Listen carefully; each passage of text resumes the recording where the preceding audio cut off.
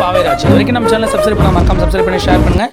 மறக்காம bell button அழுத்தப்போ தான் போகிற வீடியோ உங்களுக்கு உடனே கிடைக்கும். இந்திய வரலாறு காலம் கற்காலம் உலோக காலம். கற்காலம் பழைய கற்காலம் இடைக்கற்காலம் புதிய கற்காலம். உலோக காலம் செம்பு காலம் வெண்கல காலம் இரும்பு காலம். பழைய கற்காலம் 10,000 முன். புதிய கற்காலம் 10,000 to 4,000. செம்பு கற்காலம் 3,000 முதல் 1,500. இரும்பு காலம் 1,500 to 600. பூமியின் தோற்றம் 460 ஆண்டுகளுக்கு முன். காலத்தை கணிக்க ரேடியன் கணிப்பு பயன்படுத்தப்படுகிறது. காலத்தை கணிக்க பயன்படுத்தப்படும் டென்ட்ரோ கால கணிப்பு முறை மரத்தின் உள்வெட்டு தோட்டத்தின் மூலம் வளையங்களை எண்ணிக்கை விட்டு காணப்படுகிறது. பழைய கற்கால மனிதன் குவார்ட்சைட் மக்கள் அழைக்கப்பட்டன. பழைய கற்காலத்தில் வாழ்ந்த மனிதன் ஹோமோசேப்பியன் சுயமாக சிந்திப்பான பொருள். மனிதன் தோற்றம் 40,000 ஆண்டுகளுக்கு முன். பழைய கற்கால மக்கள் இலை மரப்பட்டை விலங்குகளின் தொலை ஆடை அணிந்தனர். பேலிலித்திக் என்றால் பழையகள் என்று பொருள். இடைக்கற்காலத்தில் மக்கள் விலங்குகள் வளர்க்கும் வேளாண் ஈடுபடும் செய்தனர். ஆதி மனிதன் முதலில் பழைய விலங்கு நாய். தமிழகத்தில் பழைய கற்கால கோயில்கள் வடமதுரை அத்திரம்பாக்கம் பல்லவரம் காஞ்சிபுரம் வேலூர் தில்லூர் போன்ற இடம் கண்டெடுக்கப்பட்டன.